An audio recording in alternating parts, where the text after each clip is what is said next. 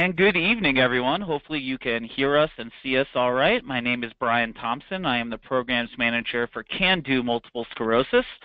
For those of you who are new to CanDo MS, welcome. And for those of you who have attended our programs before, welcome back.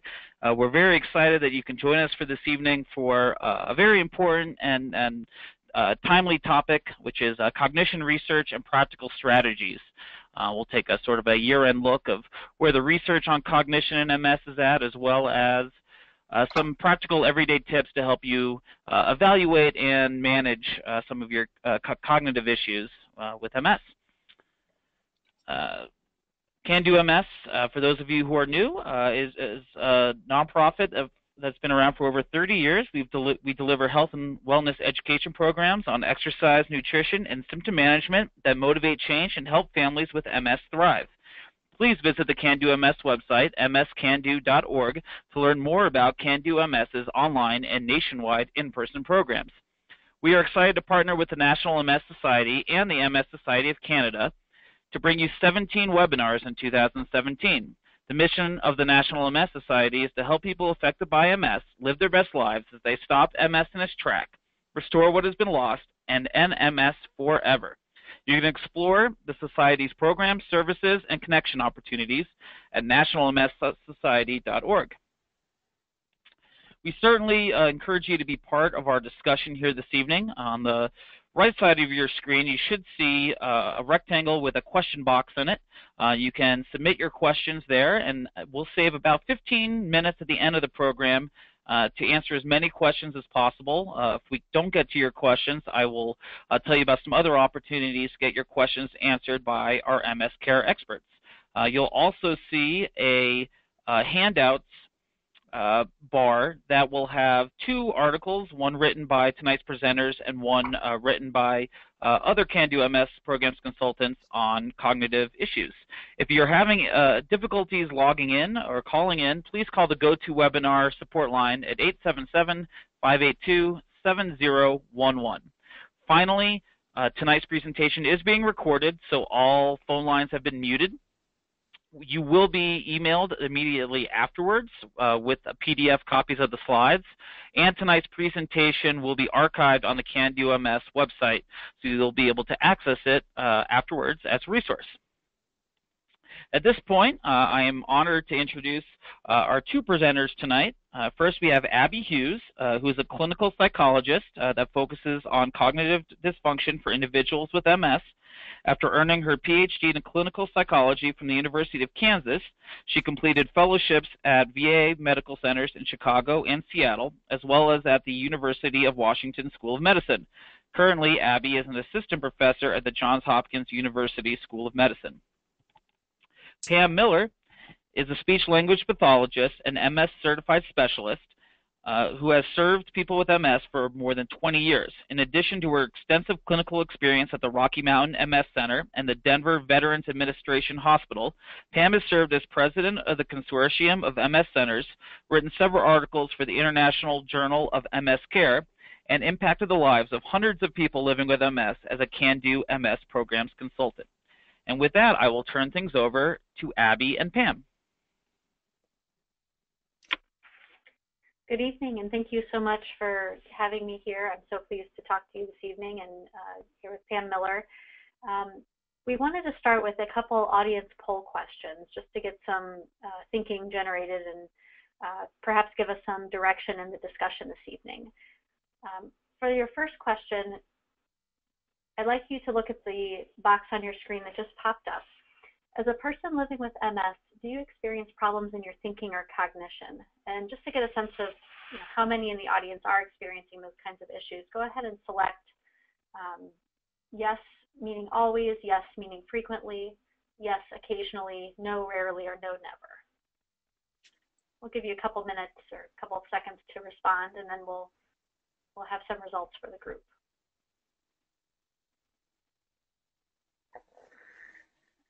All right, so about well over half of you have responded yes always and yes frequently. So as you can see, this is something that's fairly common in individuals with MS to experience some kind of some kind of problems with thinking or cognition. We have another question here. What problems do you experience? So for you, you can check all that may apply. You can select multiple options for this one. Do you have issues paying attention or concentrating or multitasking? Difficulty with processing information, especially if the information is coming at you very quickly, or if it's a lot of information or complex information? Do you have trouble remembering things that you've seen, heard, or done? How about issues planning or completing tasks, making decisions, or problem solving? And then finally, word finding or lapses in conversation. Again, select as many as apply to you, and we'll get those results here in a couple seconds. All right, so the most common one that came up was remembering things that you've seen, heard, or done, followed closely then by the first two options as well. I'm sorry, no, I was wrong about that. The most common one was the word finding or lapses in conversation. But really, all of these are fairly common issues that people are reporting. And we'll talk tonight about why so many of those symptoms overlap for many of you. And finally, it's helpful also for us to know what you hope to gain from this presentation. We can target our questions and how we're presenting the information based on what is most relevant or valuable to you. So go ahead and select all that apply. You can select multiple options here.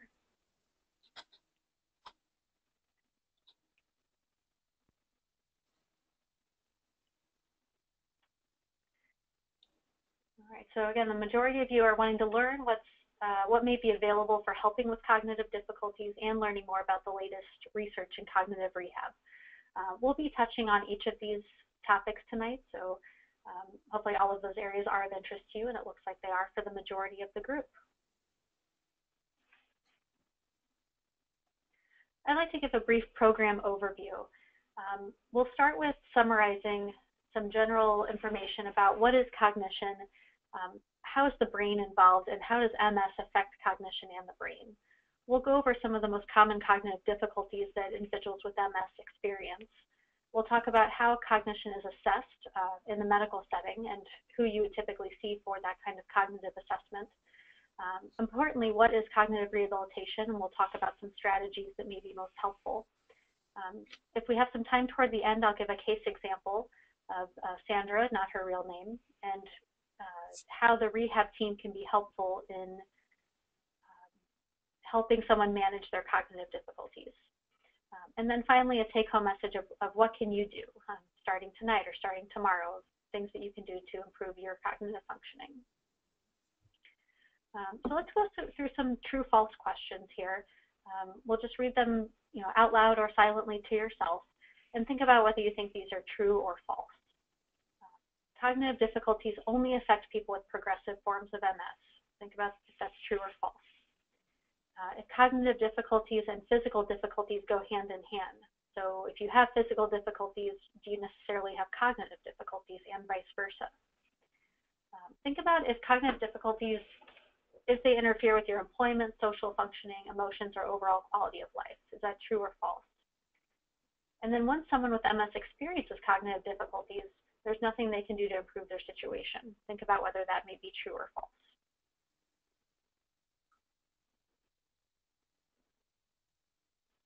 Okay, let's go with the first one and advance to the next slide. So first one is false. Cognitive difficulties do not only affect people with progressive forms of MS. We actually show that cognitive difficulties emerge fairly early in the disease course, even in some individuals with clinically isolated syndrome who have not yet been diagnosed with MS. Let's take that second one there. Cognitive difficulties and physical difficulties don't necessarily go hand in hand, so that statement was also false. We have some individuals who don't have many physical symptoms at all, but cognition or cognitive symptoms may be the first symptom that comes up for them. Conversely, you may have someone who has severe disability on the physical end, but cognitively not as many issues. The third one is also false. So cognitive difficulties do very much interfere with employment, social functioning, emotions, and overall quality of life for many individuals. And finally, once someone with MS experiences experiences cognitive difficulties, there are many things that they can do to improve their situation, and we'll talk about that tonight. One more slide of some true-false questions.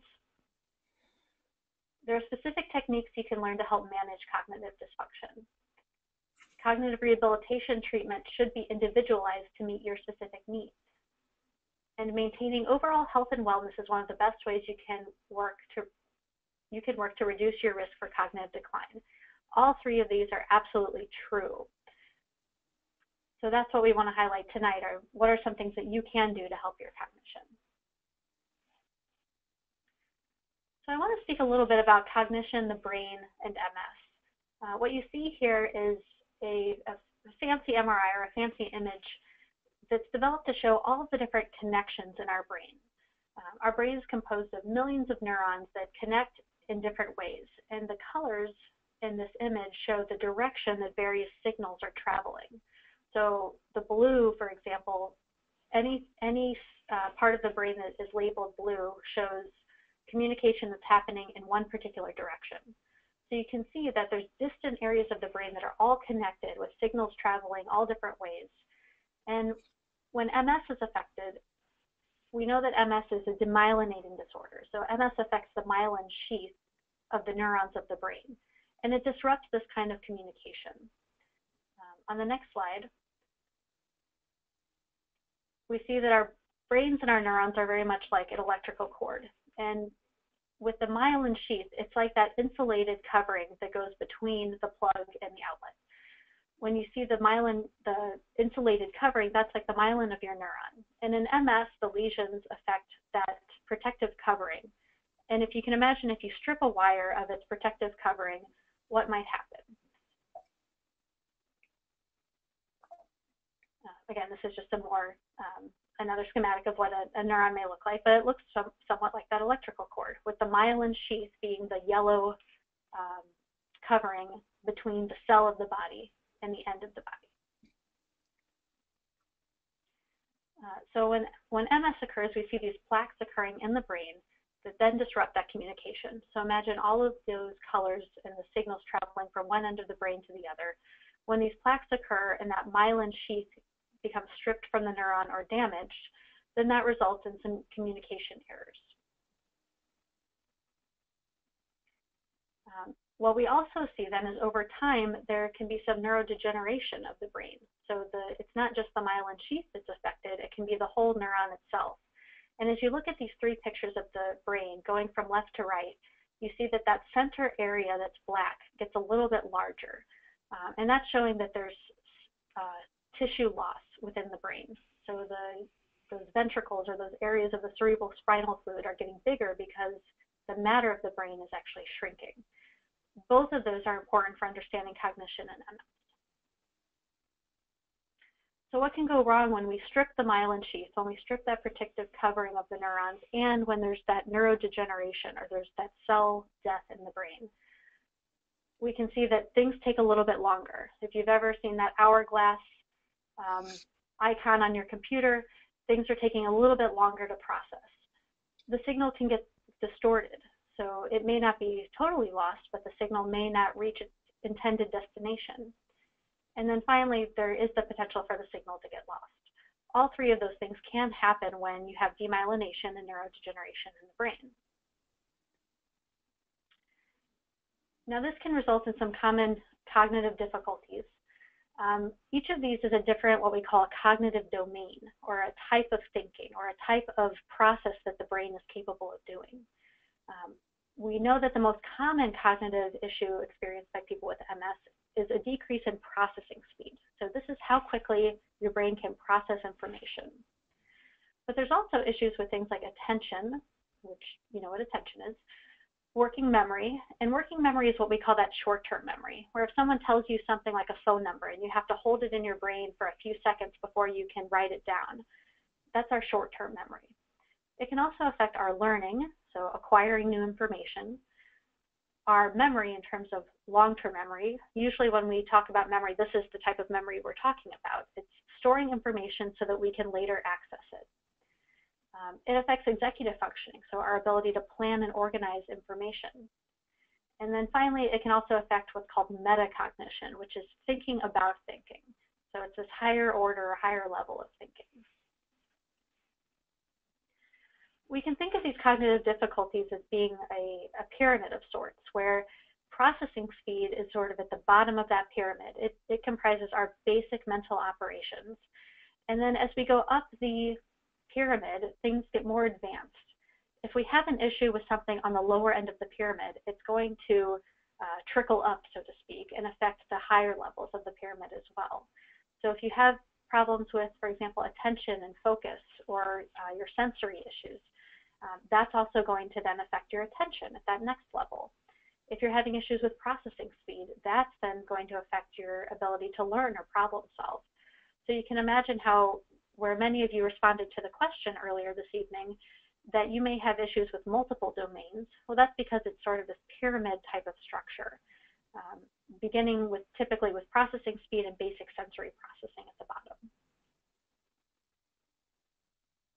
I also like to think of it in terms of, imagine that you're trying to go from point A to point B on a map.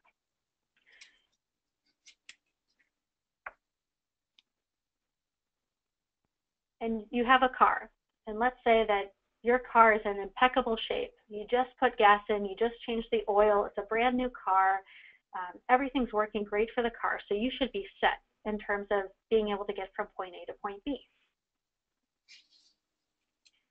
But then you hit a traffic jam, and this is what's happening in the brain. You may have the structures in the brain, you may have the abilities to do a lot of these tasks, but if processing speed gets limited, so if you run into a traffic jam, so to speak, then you're not going to be able to get to your destination, or you're not going to be able to get to it as quickly as you would have wanted to. You may have to take a detour.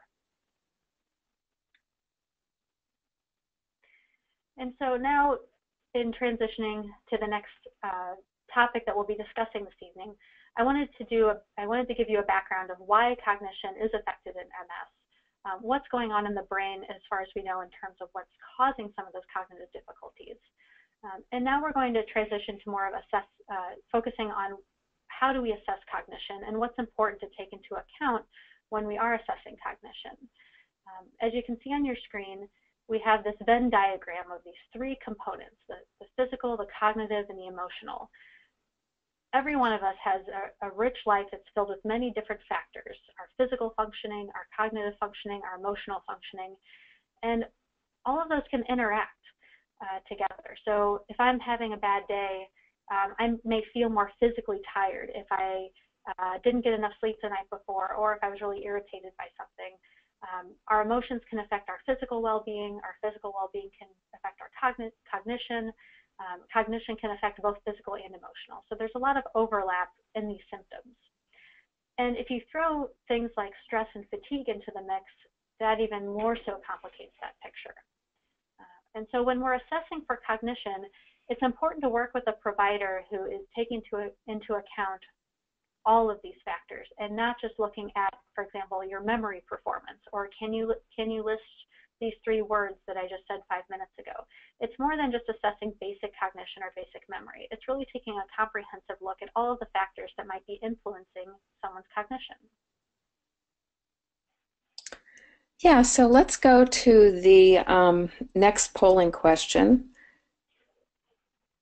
Have any of you seen a professional for cognitive evaluation or treatment?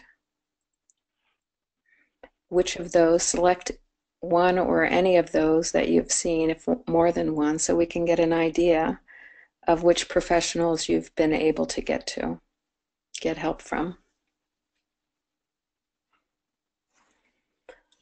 And that, okay, so 79% have seen neuropsychologist, psychologist, only 10% speech-language pathologist, and 11% occupational therapist. And that's pretty typical. Usually people see a neuropsychologist first when they are when they're concerned about their cognitive changes.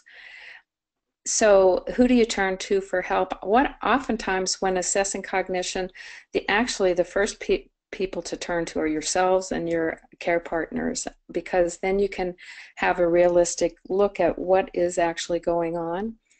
And then you can take that to your physician or your nurse practitioner so that you can get a referral. These are the three, the neuropsychologist, speech-language pathologist, and occupational therapist are the three professionals who work with you for evaluation and treatment. And so often I will tell a person to be specific when they're describing the problems that they're experiencing with to their physician. For example, if they want a baseline, or if they're noticing changes in the MRI and want to know how the relationship is between the brain and the new cognitive behaviors, and if there's employment concerns or if emotions are affecting cognition, those would be very nicely dealt with by a neuropsychologist, a psychologist. However, if the main thing that you want to do is to have cognitive rehabilitation, you're noticing problems with attention, memory, organization, and you would like strategies around that, cognitive rehab around that, or if you're having communication concerns like with word finding, speech-language pathologists are really quite good with that.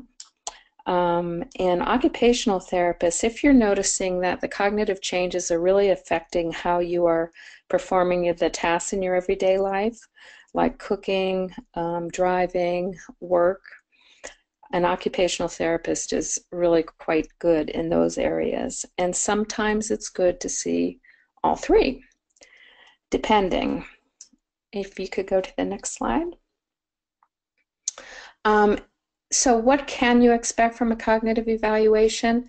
We actually, all three, look at your problems first in an informal way, just doing a clinical interview to find out what your concerns are, what you've been noticing. We'll do formal testing. I know neuropsychology, psychology can do very in-depth testing, as well as which may take up to 8 hours, which will look at the psychological piece as well as the cognitive piece. A speech-language pathologist, I know in my field, I evaluate somebody in about 2 to 3 hours, and I look at the cognitive processes and the communication processes that I would help to improve with rehab. And an OT would evaluate formally according to functional activities. Based on what we find, we would have make some realistic or systematic and individual recommendations for treatment. So what is cognitive rehab? Really, it is designed for the individual, and it's all based on what we find during a formal eval. And the whole point is to improve your functioning and your quality of life. Hopefully, you can learn strategies and learn to compensate. Next. There really are 4 main components to cognitive rehab. First is education, just becoming aware of what your cognitive strengths and weaknesses are, becoming informed so you can be your own advocate. The second is process training. Oftentimes people talk about that as restorative techniques to actually work specifically on things like attention and memory to help improve those. Third is strategy training, which are compensatory techniques, thinking that, well, I might not be able to restore it to the level I'd like to, so how can I compensate, whether there are devices or strategies that I use internally or externally. And then the fourth component is functional activities training. We're all aimed at applying whatever you learn to improve your activities in your daily life. Next. So what I'd like to do is just to talk about some practical strategies that would address the areas that Abbey has described as the main areas that are difficult with people with MS. So attention, information processing, memory and learning, planning and completing tasks, problem solving, and word retrieval. Next. So for attention hierarchy, or for attention, there is a speech language pathologist, neuropsychology team, Solberg and Mateer, who developed a way of looking at and treating attention specifically. And oftentimes we think about attention as a one-dimensional thing, but actually it's hierarchical, it's multi-layered. And if you look, I have put their hierarchy. Look at the bottom. Number 1 is focused attention, and that deals with alertness. And are you aroused and alert enough that you can even focus your attention on some higher level tasks? And I think it's important with MS to know that, especially because of the fatigue factor. You often hear people recommend scheduling rests and planning your tasks when in times that you'll be more alert. The next level up is selective attention, and that has to do more with foreground and background. So you're focusing your attention, but can you select out what's important from what's not important? For example, concentrating on a conversation with somebody while you're in a noisy background, or looking for something in a grocery store with all the visual distractions that there are. So learning to try to minimize the distractions and to move to quieter places is important. The third level up is sustained attention, and that has to do with concentration. That's what people usually think about with attention. And now you're talking about holding out your attention across time.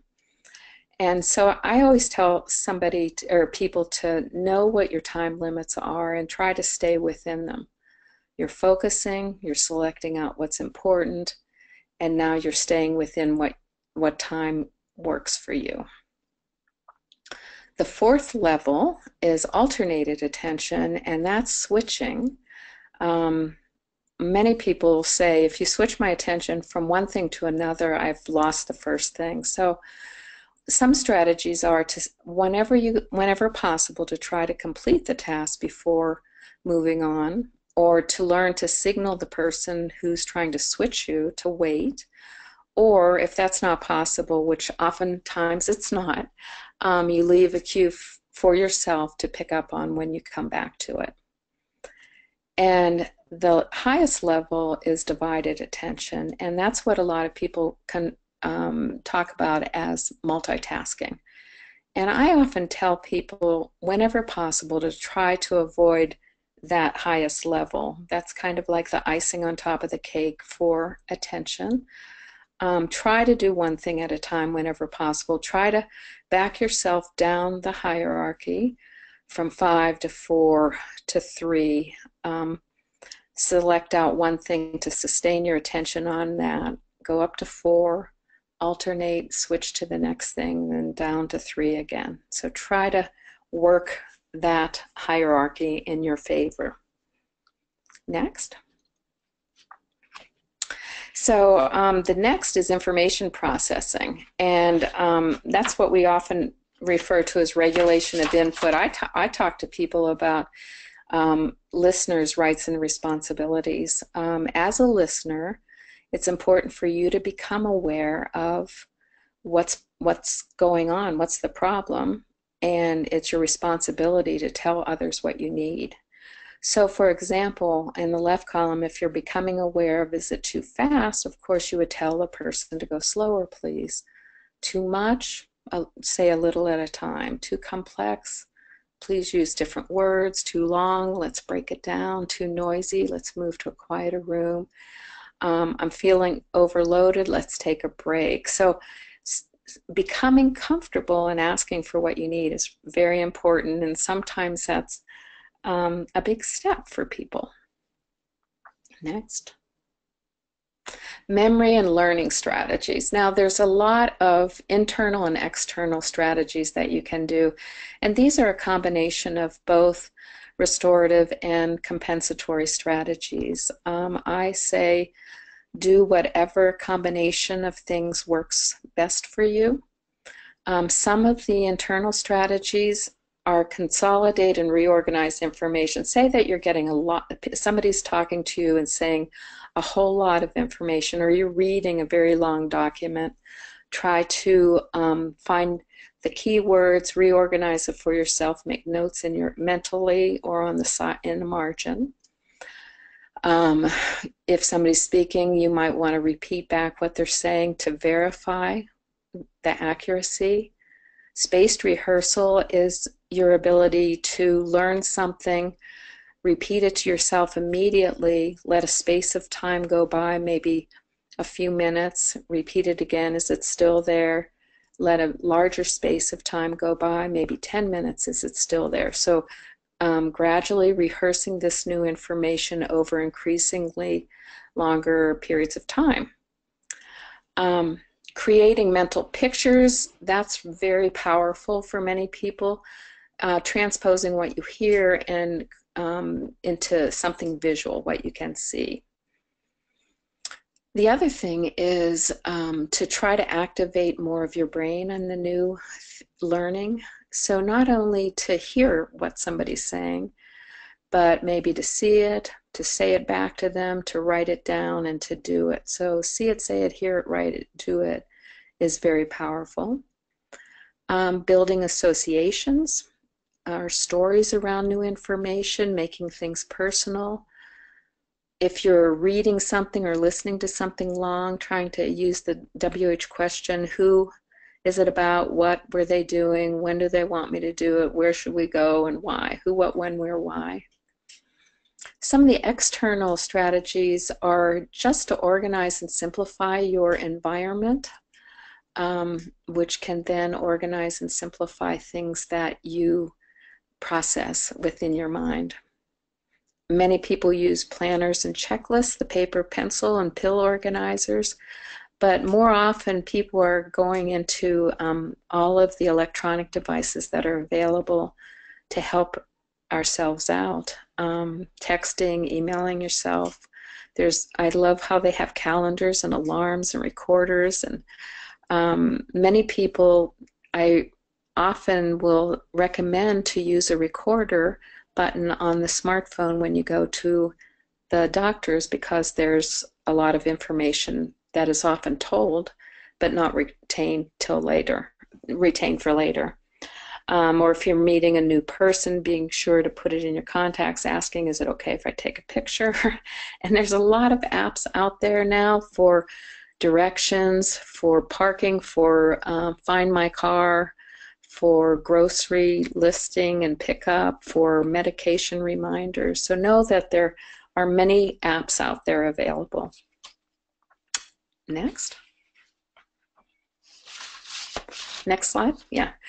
Then for Abbey talked about executive function. That's your ability of your brain to do very complex things like plan out and complete a task, and to self-monitor, evaluate, yeah, this is what I want to do, or no, it's not, let's change it. And I developed this task analysis chart where you're just systematically taking it step by step, and I won't go through all of the steps for you because you can look at them later, but it really guides your thought process so that you can define it and end up completing it. Many steps in between. Next. I also found this problem-solving flow sheet in a cognitive rehab book, which really has helped a lot of people planning. There are many problems in life that we have to solve that are so complex, and we have to think flexibly through them. And sometimes it's a little overwhelming, and the decision is to either avoid or delegate. And sometimes people have found, if they use a very systematic approach, from defining the problem to identifying the goal and knowing the pros and cons and going through all the thought process until they can actually solve that problem. This has been very helpful for many. Then many of you talked about word retrieval and fluency problems, and it's interesting because if we do testing and we ask you to name specific pictures, you often do quite well. But if I were to talk to somebody informally, oftentimes people say, I just have lapses in conversation. Well, that's attention based. Or I lose my train of thought, and that could be attention based or memory based. So there's a cognitive basis to these word fluency, word retrieval problems. I can't come up with that specific word, or it just takes me so much time to formulate what I want to say and to actually choose the words to express my thoughts. And so some of the strategies I have listed on the right are, first and foremost, to become aware of your distractions. What's going on within you, within your mind, within your heart, and what's going on around you as far as noise and visual distractions, and try to control that first. Next, allow extra time for yourself and some grace, and try to reduce your stress about it. And it's okay to not come up with words immediately. And then there's many cueing techniques that you can use to self-cue. If you can't think of that specific word, you might be able to describe it, or say it's a type of this, or maybe visualize it in your mind, or come out with gestures and think of the first word that it begins with, or even come up with the next best word, or ask for help. And I think the most important thing to realize is we all have some difficulty with this. The degree of difficulty may be different that you're experiencing, but the most important thing is that you're communicating the idea. Maybe not the specific word, but you're communicating the idea. Once you do get that specific word, though, it's important to reinforce it and practice it.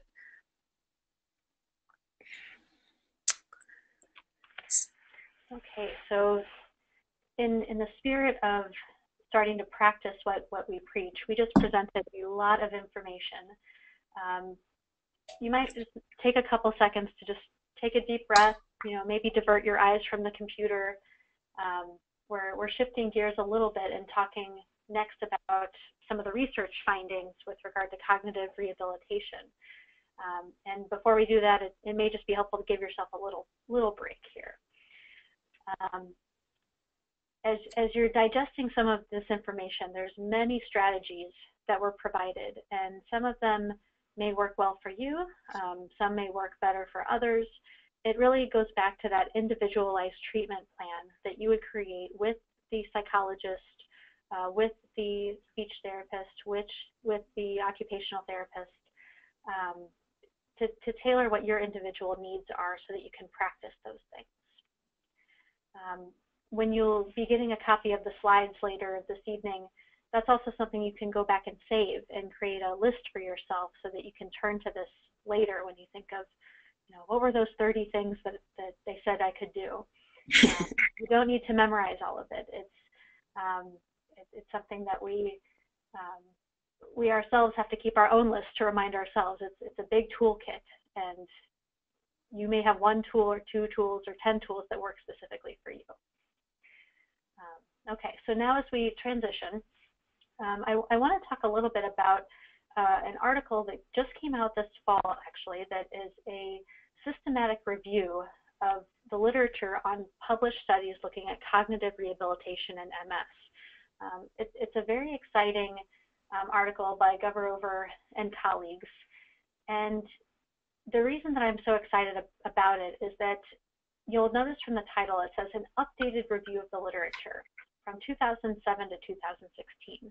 Well, there was actually a review published in 2007 from the same group, and at that time there were so few studies looking at cognitive rehabilitation that we really didn't have enough to have a consensus on what the research was saying in terms of what could be helpful. Since that time, however, there's been an enormous growth of investigators, myself included, who are interested in studying cognition and MS. And so because of this growth, we learn more about what interventions are going to be most effective and which ones have been really put to the most rigorous scientific assessment and testing. Slide, please. With the COG Rehab findings, it's a long article and it goes through several dozen different publications and what they have to say about cognitive rehab interventions. But I want to distill it down into the main findings because that's really the purpose of tonight, is to get those take-home messages. When we talk about cognitive rehabilitation and when studies were first developed, these studies tended to be very small sample sizes, usually less than 50 people. And it was often a pre-test and a post-test. So everyone in the study went through the rehab program and we saw if they got better. While that's certainly important from a pilot study perspective, it's not what's called a randomized controlled trial, where patients are randomly assigned to receive the therapy versus some kind of control or placebo program. So unless it's that randomized controlled trial, we really don't know what the active ingredient of treatment is, and we don't know which treatments are going to be most effective. So with this review, the authors highlighted which studies had the highest quality evidence, or class 1 evidence. And they used those recommendations to then develop what are called practice standards and practice guidelines.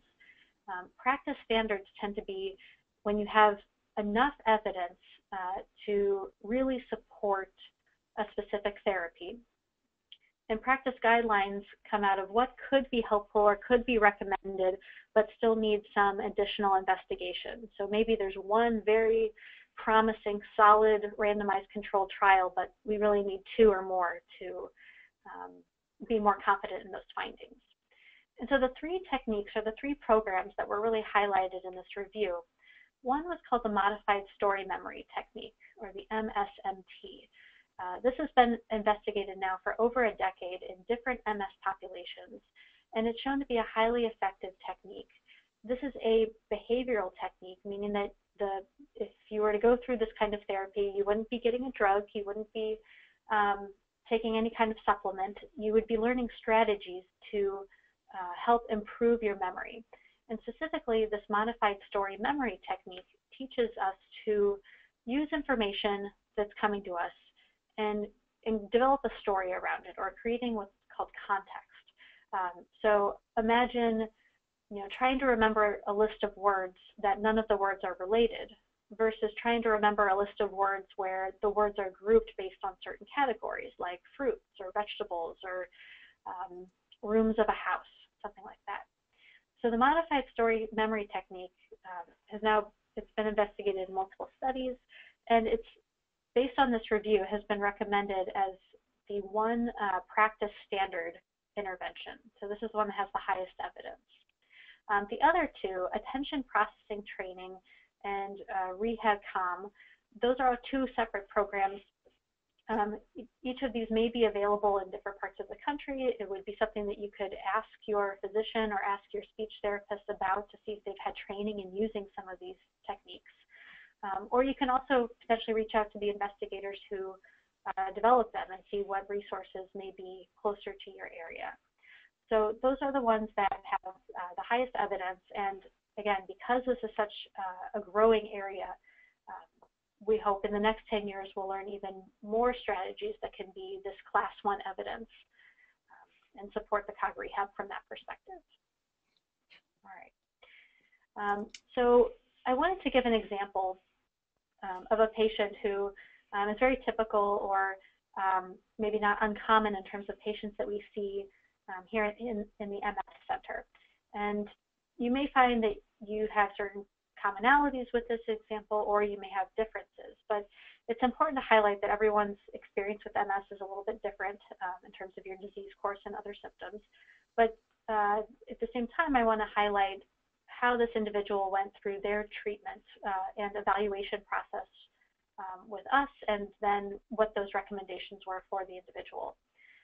So Sandra, she's a 42-year-old woman with MS, and she was diagnosed about 8 years ago with the relapsing remitting form of MS.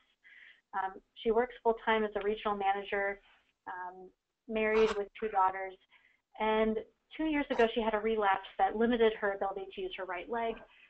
She was treated with steroids, regained most of her mobility.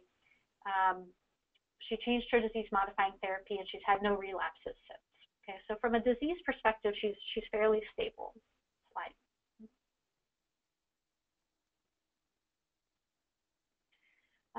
But at the same time at work, she feels like her performance has never quite returned to normal since this relapse. She has difficulty coordinating large orders, leading the high-speed training sessions where there's a lot of activity going on within the store.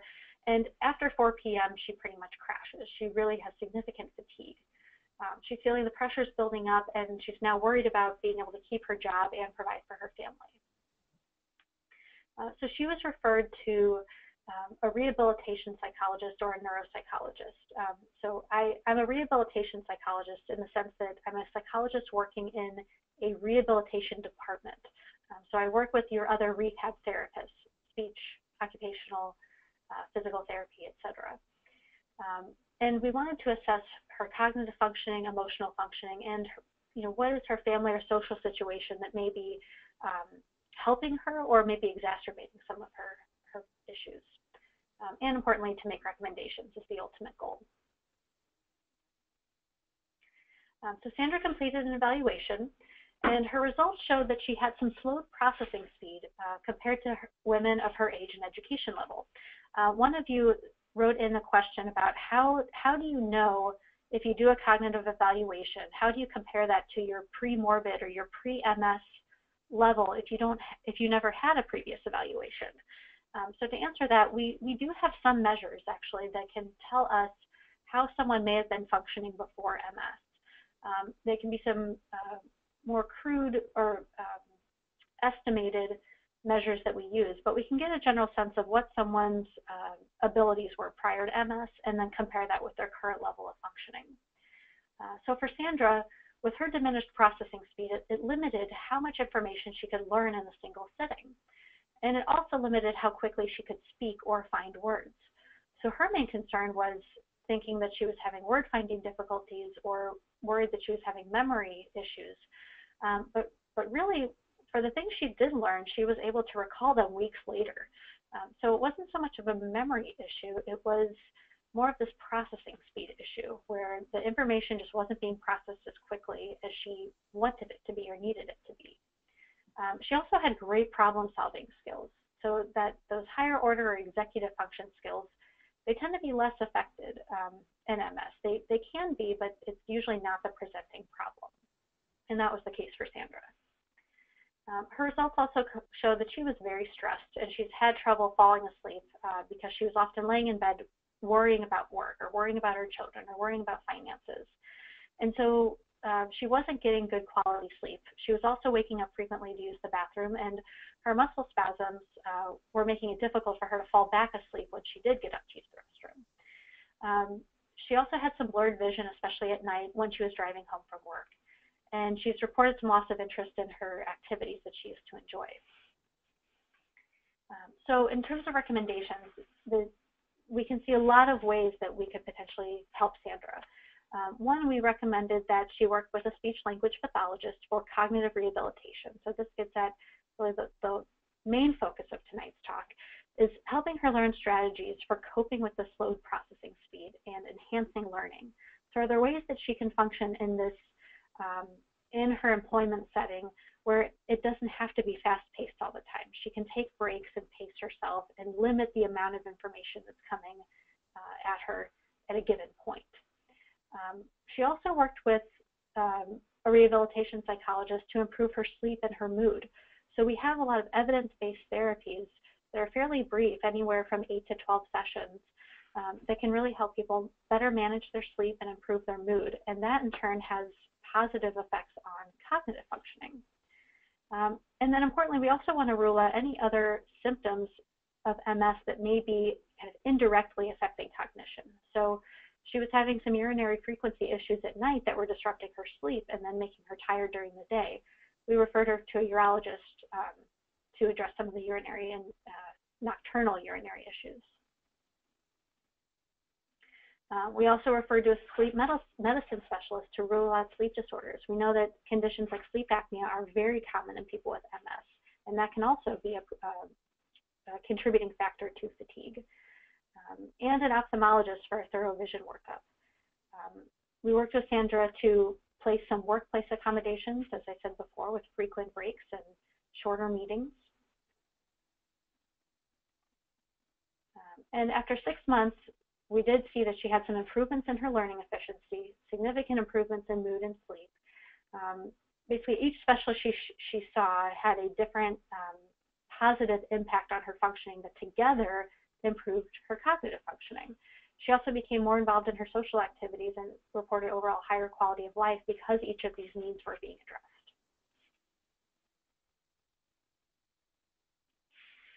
So with that in mind, and we're wrapping up here because we really want to focus on answering some of your questions.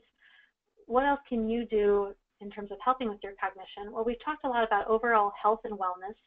There's some positive results suggesting that physical activity can reduce cognitive decline. So keeping your body healthy and staying physically active can help manage fatigue, it can help manage pain, and now we think it can also help manage cognitive dysfunction.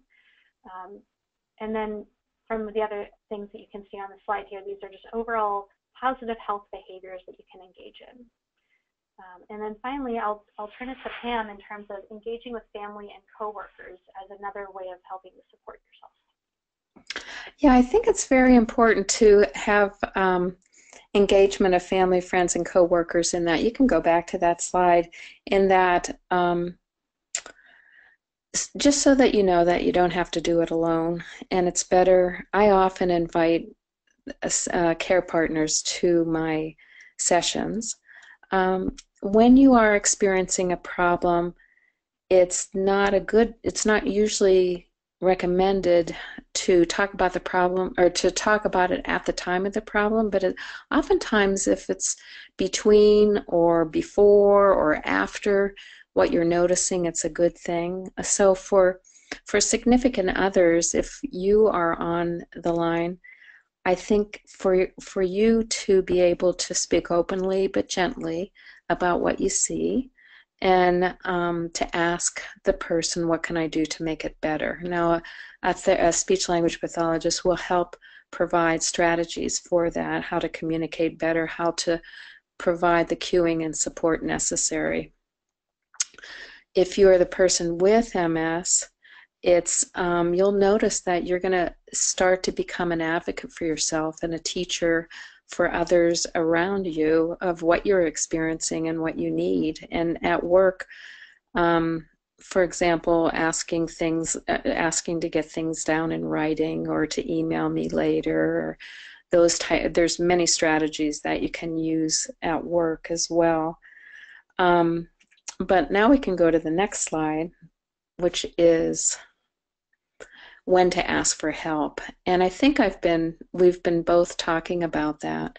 If you feel that the cognitive problems that you are experiencing are interfering with how you're living your life, whether it's at home, at work, or in the community, that's an important time to ask for help.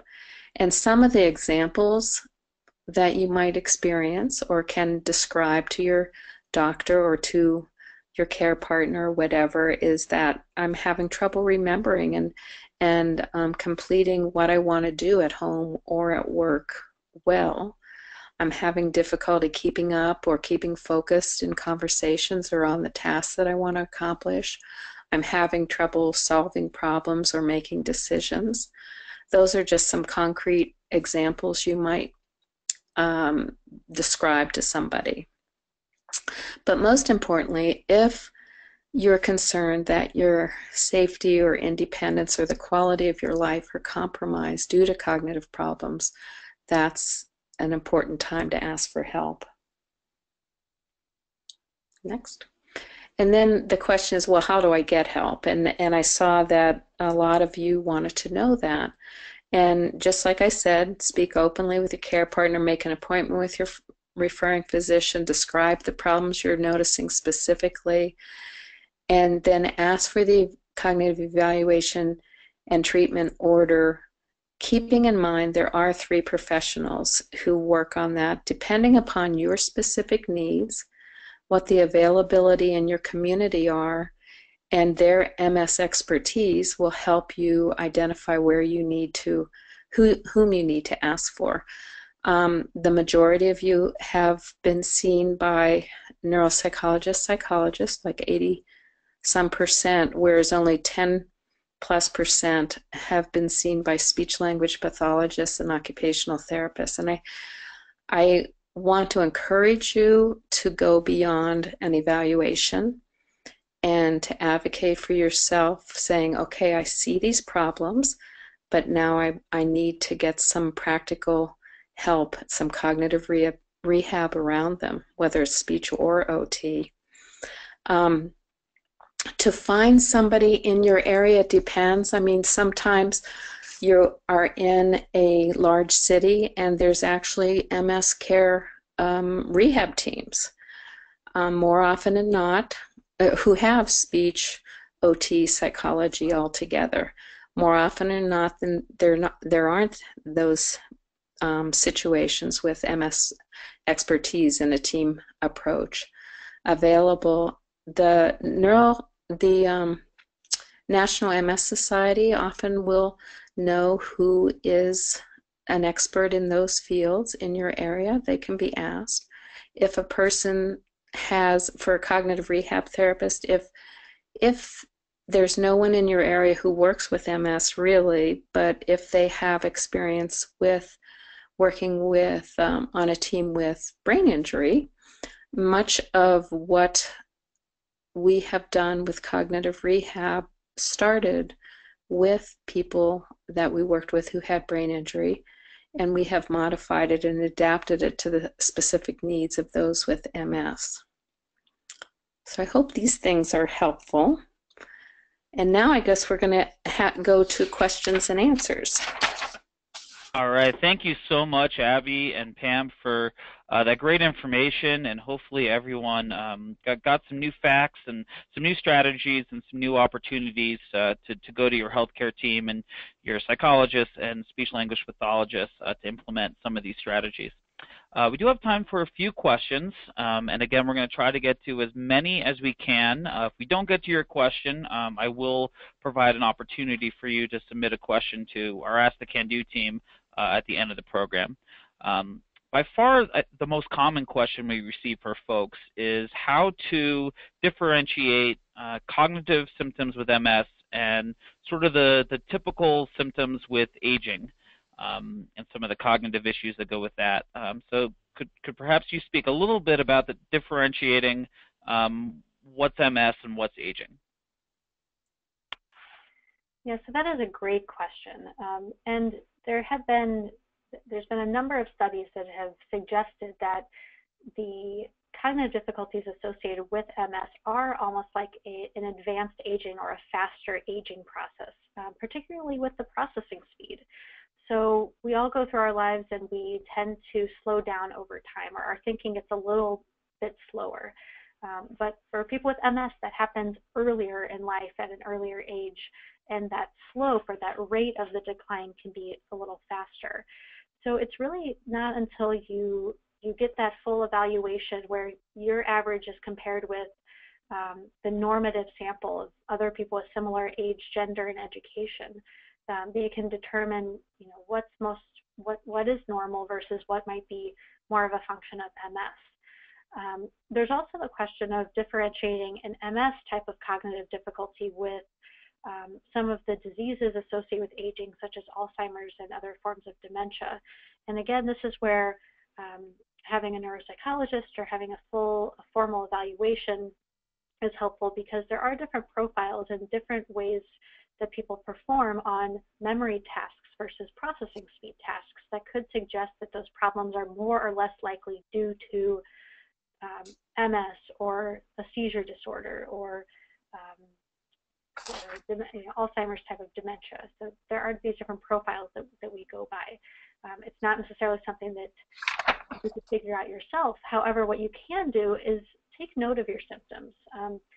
Keeping a journal or keeping a record of the symptoms you're noticing, what's going on in your environment when those symptoms are occurring, how often are they occurring, and are they getting worse? Is it something that's only happening at a certain time of day versus is it something that's gotten slowly worse over the last 3 or 4 years? Those are some questions that can help your provider assess what may be contributing to cognitive impairment as well.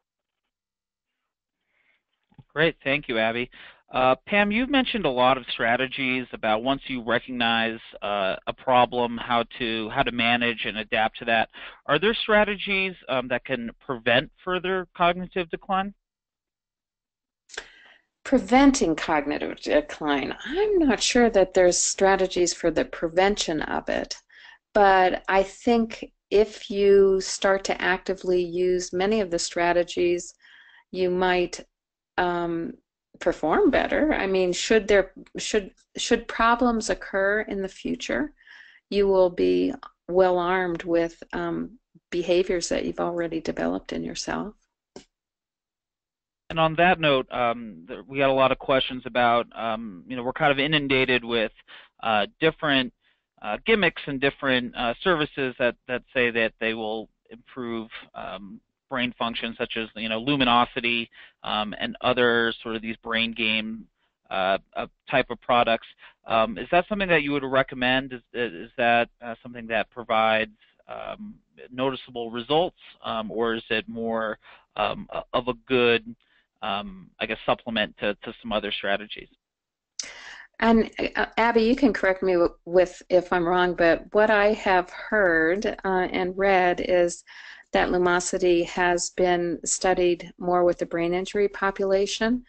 And I often think that it's not a bad idea to keep your mind engaged in activities that are stimulating for you, whether it's a solid researched technique or not. I don't think that's the case.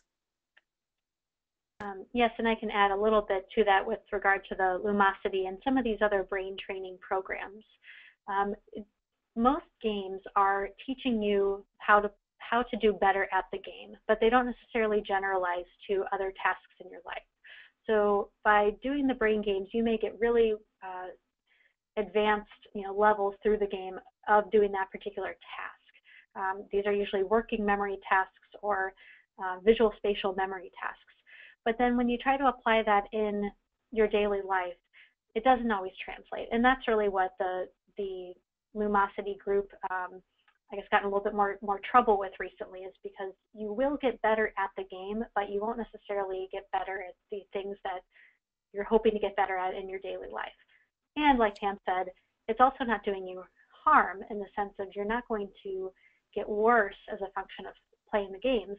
I just wouldn't necessarily put your significant financial resources into purchasing these. If a game is, a subscription that's $100 a month and claiming to reverse memory issues, I would be skeptical of that, and rather go with one of these free options that is fun, it's stimulating, not likely to improve functioning per se, but it keeps you active and it's not causing you harm.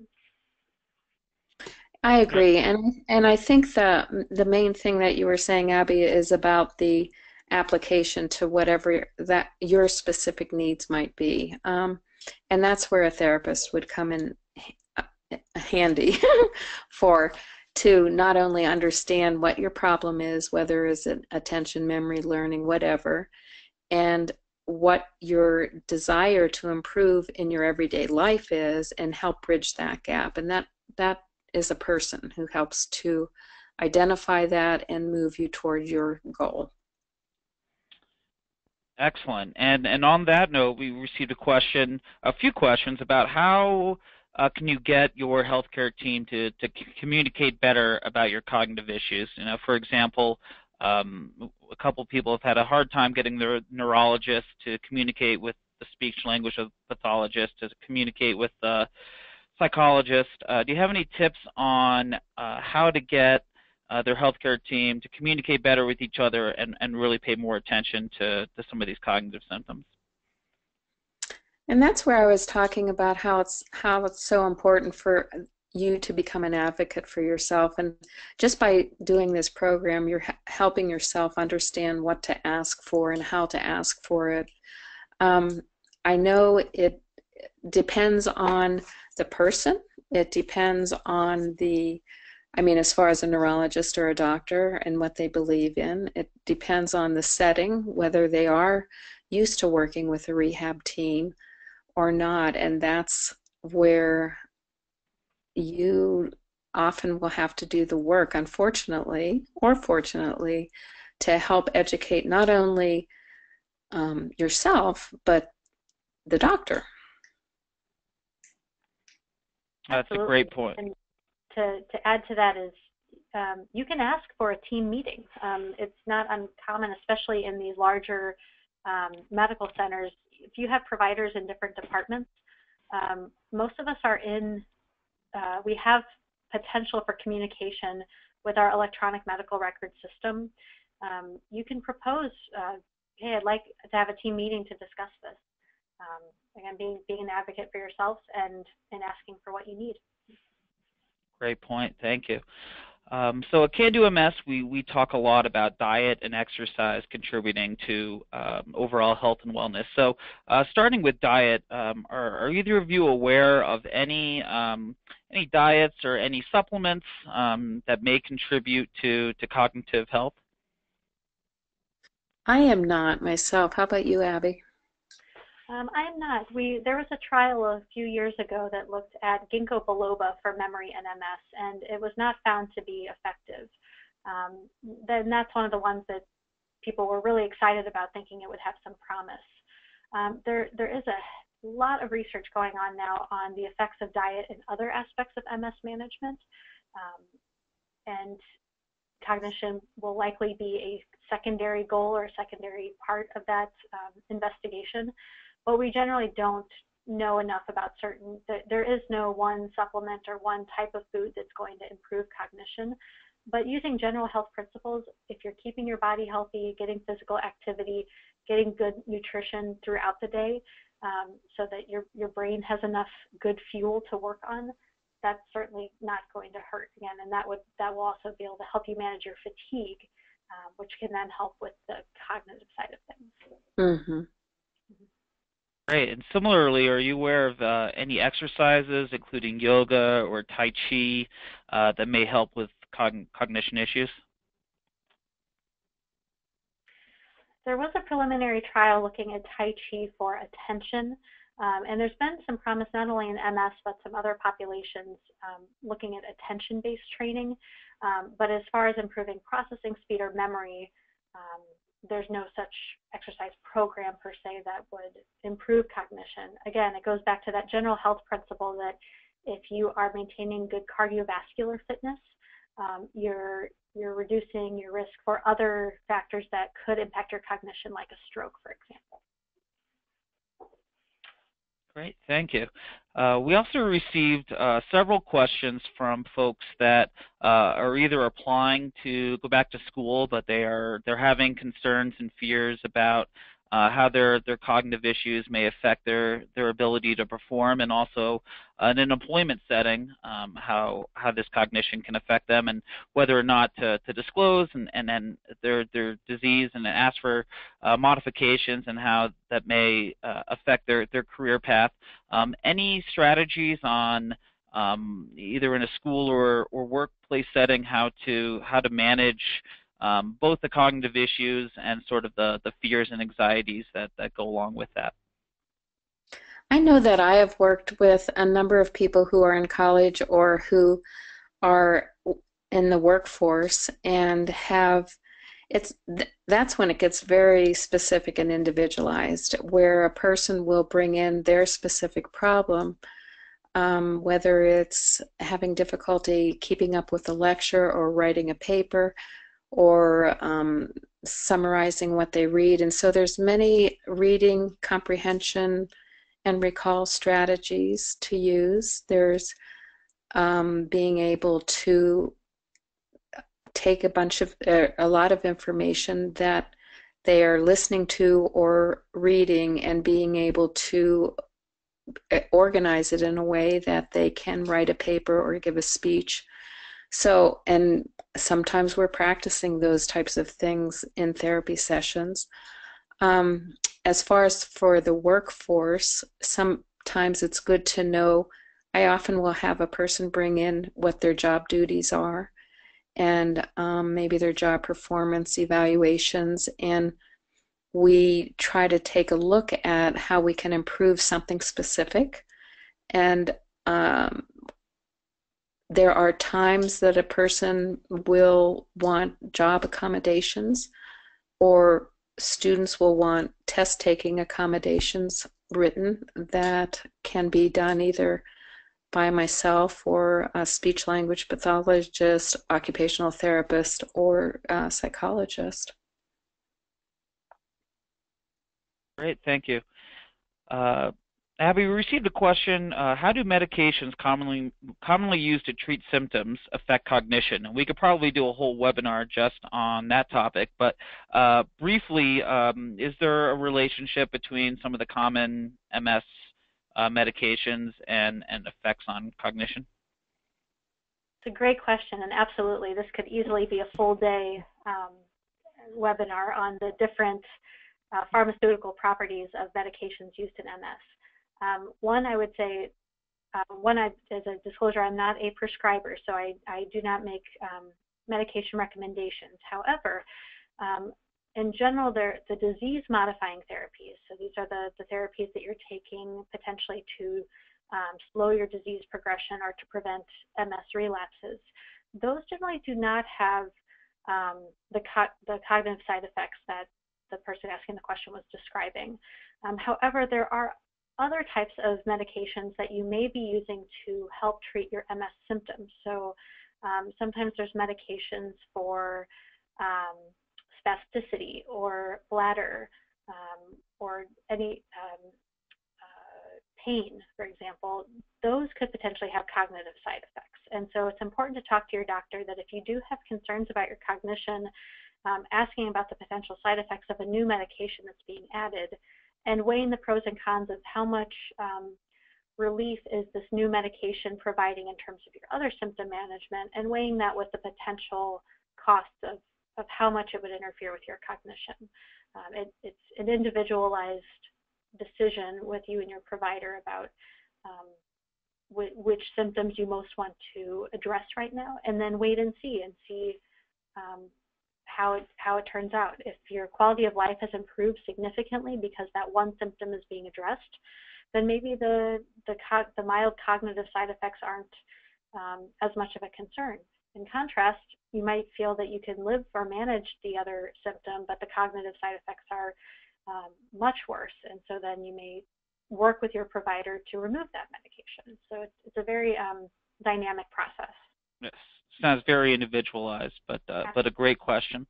I think we have time for two more. Pam, you mentioned getting care partners involved and having them sort of be active in addressing some of these cognitive issues. Any specific strategies or tips that you would give to support partners? We have a lot listening this evening about evaluating and managing some of these cognitive issues.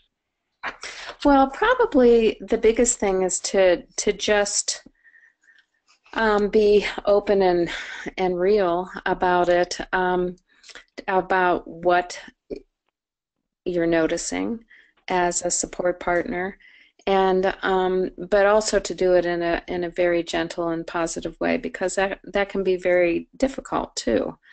To realize, to try to put yourself in that person's place, the person whom you love who has MS, and how that would feel is often a good way of how you can couch what you're saying to them, or how you are saying it to them. But to say, okay, if you are having difficulty, I mean, as far as when you get down to it and try to problem solve together, what the support partner can do to help them say, I notice, or you're saying, or I notice that you're having some difficulty with paying attention, or when I come into the room and I ask you to do something right away, and it's very disorganized, it's hard for you. What can I do? So I think the first thing is to say what you're seeing and ask what you can do, and then the person can tell you something like, well, let's turn off the TV. Let's just make sure I'm not doing anything in the middle of when you're coming in. See what's going on within me and around me, so that we can, so that you can help while I am coming up with the right answer for your question. I mean, that would be just one question, but I mean, there are many different situations, and that's where I said that it's so important to be a part of your loved one's therapy session, so that the therapist can actually work with you as far as what the specific needs are. There are so many. That's great advice. Thank you, Pam. Last question we'll direct to Abbey. Could you talk a little bit, and this is a loaded question as well, the connection between some of these specific cognitive symptoms and the lesions associated with MS? For example, is there an area of the brain that controls processing speed, and if you get a lesion in that part of the brain, does that then create some of these symptoms? Great question. So think back to that first image that I showed you at the beginning of all the different colors of the brain and the different pathways and the connections that happen. And the general rule of thumb is that a single lesion is not likely to overwhelmingly change your processing speed, your memory, any of these other domains that we've talked about today. It's much more the accumulation of those lesions. And you could have an accumulation of lesions in one area that affects functioning in a different area because of those connecting pathways. Overwhelmingly, though, the thing that is most predictive of cognitive decline is that atrophy. So that second picture I showed you of the three brains with the brain kind of shrinking and those ventricles getting larger as you went across the images, that's the biggest predictor for cognitive decline in MS. Great. Well, thank you both so much for that wonderful information and taking your time out to educate us on some of the cognitive issues and strategies. And thank you, everyone, for listening this evening on this Tuesday night. Thank you for submitting your questions. If you still have questions, we have a number of resources that CanDo MS provides on our website, which is mscando.org. There's a library of wonderful articles, including one written by Abbey and Pam, that are archived along with all of our webinars. And there's also an electronic newsletter that we send out once a month that you can sign up for. And there's also a program called Ask the CanDo Team, and that's when you can submit your question to CanDo MS, and we'll do our best to get one of our nationwide team of MS care experts to provide an answer for you. We really appreciate you looking to CanDo MS as a trusted resource on all sorts of different symptom management as well as health and wellness strategies to help you and your family thrive with MS. In addition, as Pam mentioned, the National MS Society is a wealth of information. They have a whole library of different resources, including a number on managing cognitive problems in MS. So definitely go to their website, which is nationalmssociety.org. And when you receive an email with the PDF copies of the slides, you can actually click on these different icons that will take you directly and link you to some great resources that the National MS Society provides. We certainly invite you to join us for our next webinar, which will be next year on January 9th, 2018. It's going to be sort of a goal-setting start to the year and how to look at your overall wellness and set some goals for the year. We also are starting a new process in which you can sign up for all the webinars for the whole year. So instead of signing up for each one individually, you can just register once, and we'll get you in for all the webinars this year. We're going to have 12 for next year in partnership with the National MS Society, and we certainly will encourage you to join us for those programs. And finally, if you've enjoyed and valued the information that we provided this evening, we can only provide this information and programs through your support. So there's an opportunity to support CanDo MS and allow us to put on more and dynamic programs. So thank you all so much for joining us this evening. We hope this sparks some ideas in improving your cognitive health and your overall wellness.